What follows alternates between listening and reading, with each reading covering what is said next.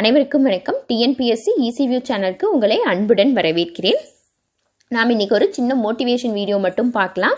ஏன்னா நிறைய பேருக்கு இன்னும் அந்த படிக்கணும், இன்னும் இவ்வளோ நாள் ஆச்சு, இன்னும் படிச்சுட்டு இருக்கோம், நம்மளுக்கு இன்னும் எக்ஸாம் டேட் சொல்லலை, அந்த மாதிரியெல்லாம் உங்களுக்கு நிறைய மைண்டில் போயிட்டே இருக்கும். அதனால் ஒரு சின்ன மோட்டிவேஷன் வீடியோ கொடுக்கலாம் அப்படிங்கிறதுக்காக இன்றைக்கி ஒரு மோட்டிவேஷன் வீடியோ கொடுக்குறேன். ஒரு சின்ன கதை தான் சொல்ல போகிறேன், கேளுங்க. ஒரு கிராமம் இருந்துச்சு. அந்த கிராமத்தில் பார்த்துட்டிங்கன்னா நல்ல தண்ணி வசதியோட, எங்கே பார்த்தாலும் பச்சை பசேல்னு ஆறு இந்த மாதிரியெல்லாம் நிறையா வசதியோட அந்த கிராமம் நல்லா இருந்துட்டு இருந்துச்சு. அப்புறம் நாட்கள் போக போக பார்த்துட்டோன்னா ஒரு 2-3 வருஷமாக அந்த கிராமத்துக்கு மழையே இல்லாமல் இருக்கக்கூடிய மரங்கள் அப்புறம் அந்த ஆறு எல்லாமே வறண்டு போய் ரொம்ப அந்த பசுமை மாறி வறட்சியாக காட்சி அளிச்சிட்ருக்கு. அப்போ அந்த மக்கள் எல்லாம் என்னென்னமோ செஞ்சு பார்க்குறாங்க. அப்படி என்ன பண்ணாலும் அவங்க மழையே வரல. அப்புறம் அந்த ஊர் வழியாக பார்த்துட்டோம்னா ஒரு வயசான ஒரு சாமியார் ஒருத்தர், அந்த அவர் நிறைய ஊர்களுக்கு போயிட்டு வந்துட்டுருக்கவர். அப்போ அந்த சாமியார் இந்த ஊர் வழியாகவும் கடந்து போகிறார்.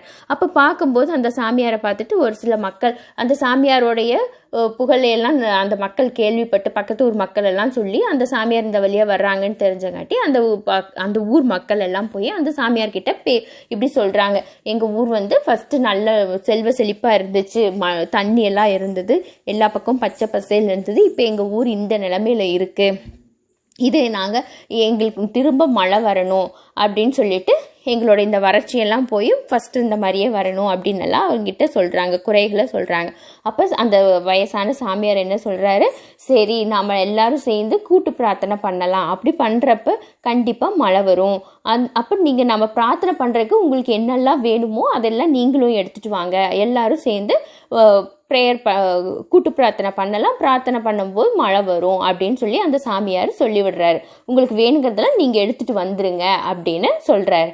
அப்போ எல்லாரும் சரி சரின்னு சொல்லிட்டு போகிறாங்க. போயிட்டு அடுத்த நாள் காலையில் எல்லாரும் அதே மாதிரி ஒரு பெரிய மரத்துக்கடியில் எல்லா மக்களும் கிராம மக்கள் எல்லாம் ஒன்றா சேர்ந்துருக்குறாங்க. அப்போ அந்த சாமியாரும் வர்றாரு. சாமியாரும் எல்லாரும் சேர்ந்து பிரார்த்தனை பண்ண ஆரம்பிச்சிடுறாங்க. மழை வரணும் அப்படின்னு சொல்லிட்டு சாமி கிட்ட கேட்டு பிரார்த்தனை பண்ண ஆரம்பிச்சிடுறாங்க. அவங்க பிரார்த்தனை பண்ண ஆரம்பித்து ஒரு கொஞ்சம் நேரத்துலேயே பார்த்துட்டிங்கன்னா நல்லா மேகமெல்லாம் சூழ்ந்து கருமேகங்கள் நல்லா சூழ்ந்து மழை வர ஆரம்பிச்சிருச்சு.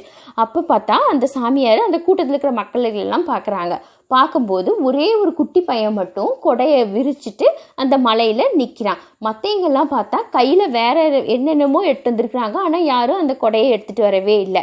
அப்போது அந்த சாமியார் சொல்கிறாரு, நீங்கள் இத்தனை பேரும் வந்தீங்க, மழை வரும், மழைக்காக நம்ம பிரார்த்தனை பண்ணுறோம், பிரார்த்தனை முடியறக்குள்ளேயே மழை வரும்னு இருந்தோம், ஆனால் இது யாருமே நீங்கள் உங்களுக்கு தேவையானதெல்லாம் எடுத்துகிட்டு வாங்கன்னு சொன்னப்போ அந்த மழைக்கு வேண்டிங்கிற கொடையை நீங்கள் எல்லாரும் மறந்துட்டு வந்துட்டீங்க.